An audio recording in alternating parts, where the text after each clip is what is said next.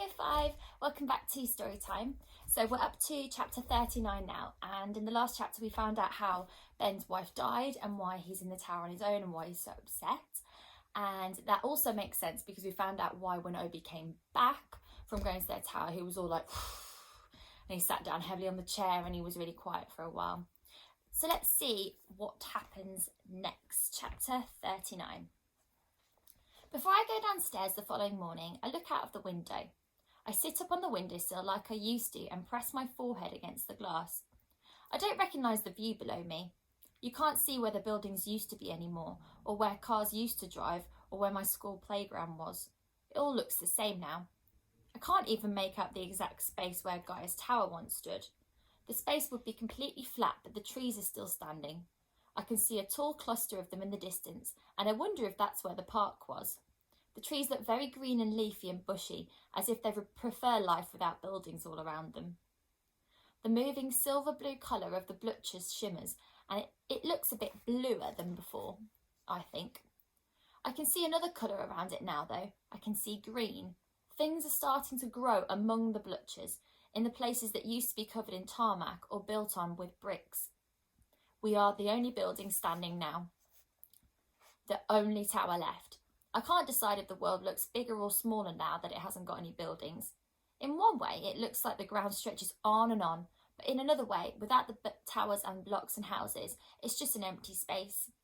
Even the really tall building that looked like it was going to have a point at its very top has fallen now. Someone told me at the time that it was a skyscraper. They haven't even finished building it after all these months and months of work, but it still towered over everything else, and now you can't even see where it used to stand. I draw a picture of our tower block surrounded by the bluchers in my book, but I get the sizes wrong, so the bluchers look bigger than they are in real life, and they're as high as the 5th floor. But when I think about it, I'm not sure how tall they are now, because I've only seen them from looking down on them, not from looking up. Obi's left some water outside our door, which I put in the kitchen for Mum. Down at Dory's, we try and only use water for drinking and not for anything else. Dory never washes up our plates, for example. She just takes some fresh ones from someone's kitchen cupboards every mealtime. Ta-da! Says Dory when she hands us a fresh new plate. There's a flat on her floor which is full of piles and piles of our dirty old plates.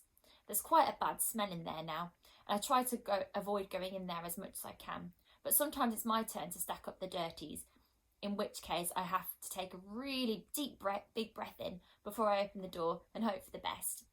I still prefer that to washing up though. I do worry what will happen if we run out of water. I can't forget the time when the tap stopped working. It feels like a long time ago, but just the thought of it makes my head start to spin again, because when I remember, I'm right back there again, lying on the sofa, floppy and sleepy and helpless. Dory's made porridge for breakfast this morning. It's thick and grey looking and sticks to the bowl. I'm not sure if I'm going to like it. You have to smother it with golden syrup, Addie. It's the only way to have it, Dory says, putting a large spoonful onto her bowl so it's covered with a thick coating of dark yellow syrup. Delicious. I do the same, but she says, no more than that, Addie. So when I do start eating it, I like it. It's sweet and warm, and I finish my bowl quickly. I go up to one of the flats I haven't looked in yet to search for food, and I start filling my rucksack as usual. On the stairs, I meet Obi and Ben, who are carrying bottles of water down. Obi says, "Oh, good morning, Addie," as we pass each other, but Ben doesn't say anything. He just gives a little nod as he tries to make his lips smile. "Hello, Obi. Hello, Ben," I say. I think, be all right, Gaia. Be all right, Gaia, wherever you are. Every time I see Ben, it reminds me that she left. I think hard about her every day, willing her to be all right wherever she is. The days pass in much the same way as before Ben arrived, except he's just there with us, usually helping Obi with something. He eats with us every day now, but doesn't speak much. He's still very upset. Sometimes we hear him crying. Sometimes Ben helps me collect food at the end of the day if I can't carry it all, and I've realised when he does how lonely I was before, when it was just me and my backpack and all of those empty, deserted flats. "Oh, that's a good haul today, Addie," Ben says to me one day as we walk back down to Dory's flat, me with my heavy backpack straps digging into my shoulders and Ben carrying a huge bright blue bag awkwardly at his side so it doesn't hit his legs. How are you doing?" he goes on. I think about his question. I'm okay. It's okay, you know, if you're not, Ben says. It's not easy living with someone who's in so much pain. I don't say anything but concentrate on walking down the steps one foot after the other. There are good days and there are bad days. On the good days, you might think it might be the beginning of something better. And on the bad days, well, it feels like the world is closing in on you. I know exactly what he means about the world closing in on you. Sometimes the world seems like an impossibly large place, but other times it feels like it's too small and too dark, like a black cave that has walls which move closer and closer to you with every second that passes. You have to believe in those good days, though, he adds. I think of the days when Mum used to buy me the big tubs of ice cream and how they made me forget the afternoons when she wouldn't get out of bed. They were golden coloured. I look over to Ben. I do, I say. Good, Ben says. We don't say anything else on the way down. I feel like we understand each other. I think Obi seems different when Ben is with us. It's like he's always watching him a bit out of the corner of his eye.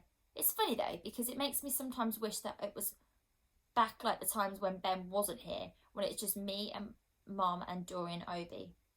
I think that if Ben hadn't arrived, then I'd be the one helping Obi all day, not Ben. But I don't like thinking like that, so I push the thought away. One day though, Ben hurts his back when he is lifting something. He has to stop working and go and lie down for a while. I worry a little bit that I might have made it happen by thinking about Ben not being here, because just after it happens, Obi asks me if I'll help him that day instead. But I forget about this soon enough, because at last I found out why the Blutchers aren't able to destroy our tower.